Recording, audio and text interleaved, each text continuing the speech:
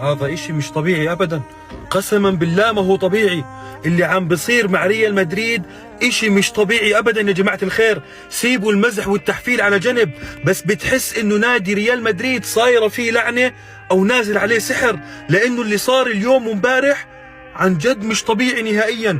حافلة ريال مدريد وهي مغادرة ليفربول تعرضت إلى حادث سير، ومبارح كيليان امبابي خرج من أرضية الملعب وهو بعرج، كامافينجا طلع مصاب، بلينغهام يعاني من مشاكل، وكل لاعبين ريال مدريد مصابين، وخسرنا من ليفربول وخسرنا من برشلونة ومن اس ميلان، وريال مدريد موجود بالمركز ال 24 بدوري أبطال أوروبا.